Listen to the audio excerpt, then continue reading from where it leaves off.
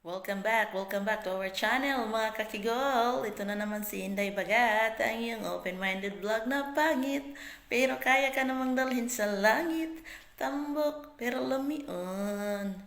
So for today's video mga kakigol, ang topic natin ngayon ay tungkol sa puwet. Alam ko, hindi lahat makarelate nito dahil hindi naman lahat gusto ito. Pero ito ay suggestion. Maraming nagtatanong doon sa page ko na ano nga ba ang kailangan ihanda bago mo to subukan. So kung gusto mong malaman ang mga ganito, panoorin po ng buo ang video na to. So disclaimer, kung ikaw po ay banal, kung ikaw po ay sensitibo na tao, huwag ka na pong manood sa video na to. Dahil alam mo na, puwit po ang topic natin na yon. So alam ko naman, hindi po lahat ng babae, hindi po lahat ng mga ano dyan nasubukan na ang mga ganito. Pwede na lang sa tinatawag nating backlash, no? So pwede na lang sa mga ganyan dahil alam ko, subok nila. Pero meron pa naman mga ano natin dyan, mga gay natin dyan na hindi pa nila nasusubukan. So kung mapanood nyo ito, sana magkaroon kayo ng tips, no? Galing sa akin. So, ito po yung mga ni-research ko. So, pasintabi kung hindi po ito hiyang sa inyo. Pasintabi at pasensya kung hindi kayo relate dito. At saka pasintabi kung hindi kayo na ano dito. So, ano nga ba itong tinatawag nating WITPO? Opo. Ano nga ba ang kailangan mong ihanda bago mo to subukan? So mga girls, sa panahon po ngayon, ang mga lalaki ngayon, disclaimer, hindi po lahat pero kadalasan po sa mga lalaki ngayon, gustong-gusto na nila na pasukin ang ano mo, exit, no? Bakit gustong-gusto ng mga lalaki ngayon na subukan ang exit mo? Dahil nga gusto na nila ng masikip, no? Dahil sabi nga nila, maganda daw yan subukan. No? So, lahat ng mga tao ngayon ay eager to know na kung paano nga ba kung so exit ang tarugo ay subukan. No? Paano nga ba daw? So, sa mga nakaranas na dyan, paki-comment naman kung ano nga ba yung nararanasan ninyo sa unang puwit ninyo. So, ito po ang aking nakalap, mga girls and mga boys and mga ano dyan. Yung unang karanasan sa wit po ni Inday. No? So, ano nga ba?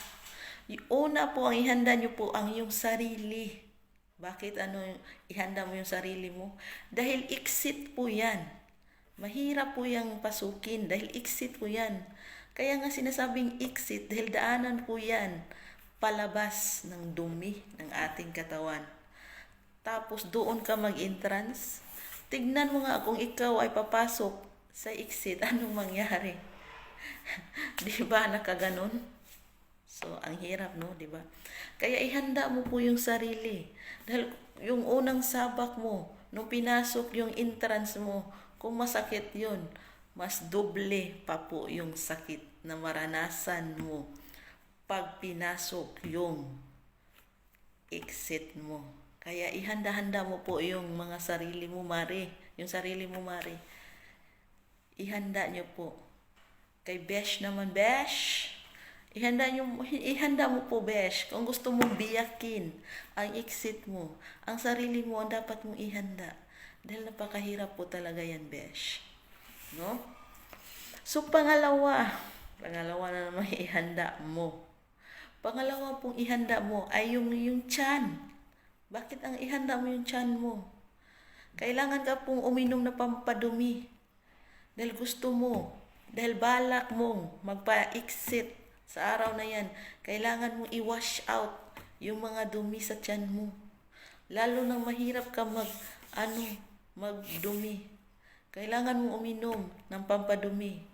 Mayroon tayong mga hindi ko nalang banggitin. Baka hindi pa natin basta alam nyo na, yung Dolco, tapos may Lax. Inumin nyo po yan. Para naman wala pang sasabit, wala nang sasabit pag hinulbot yun. Wala nang malunggay. Wala nang pag hinulbot na galing sa exit. Kaya kailangan malinis yung tiyan mo. Hindi ka kumakain. Naka-wash out yun. 'Di ba? Kasi mahirap po. Dahil ang dumi po.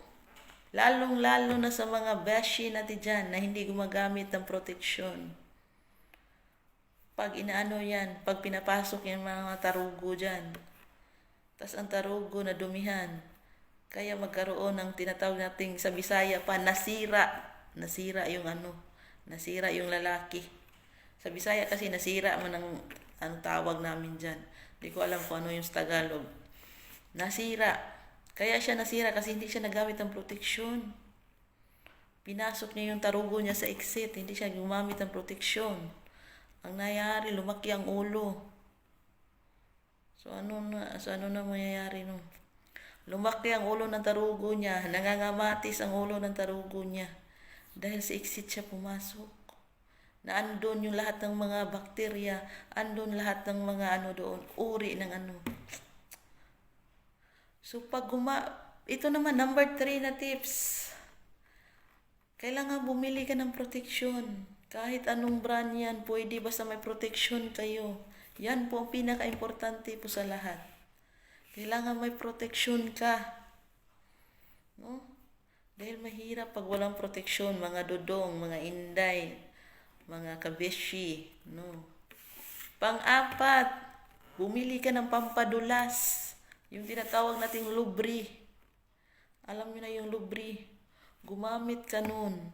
Pampadulas para hindi mo naman sakit lahat ang naramdaman mo. Kasi pag walang pampadulas, parang full session yata. Puro sakit ang mararanasan mo. Kaya yan po ang gagawin ninyo. Bumili ka ng lubri. Huwag po kayong gumamit ng oil. Huwag po kayong gumamit ng mga ano-ano dyan. Lubri po ang ginagamit ko. Hindi po oil.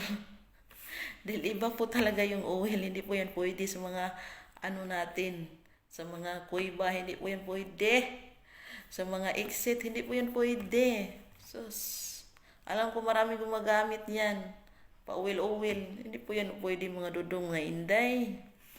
Lubri po ang ginagamit. Meron naman po murang mga lubri dyan. No? Meron naman tag 50, tag 100 lang na lubri. Pumunta lang kayo sa Shopee, Lazada. Sus, ang dami nyo makikita doon. Ay, ang hirap po ng buhay ngayon. Tas gusto nyo pa ng magpa-exit. Bakit ba gusto nyo ng exit na meron namang entrance, no? Pero wala tayong magagawa. Doon ang kanilang kasiyahan. Kaya maraming nagtatanong, maraming gustong subukan. Ano nga ba ang meron sa exit? Kuryoso kasi yung tao, lalo na napapanood nila sa mga pelikula na mga ganito, ganyan, pinasok ang mga ganyan doon. Sa mga foreign movies, nakikita nila. Kaya ang daming kuryoso na tao, gusto ko tong subukan. Gusto ko tong anuhin. Ganito kasi ang mindset ng Pilipino eh. Gustong subukan lahat. Lumalaban. Kahit ano pa yan, di ba? So sa gustong mag-try, good luck na lang sa inyo ha. At saka alam ko naman pag alam nyo kung paano makuha ang kiliti ng exit, madadala nyo ang partner ninyo sa rurok ng kalangitan.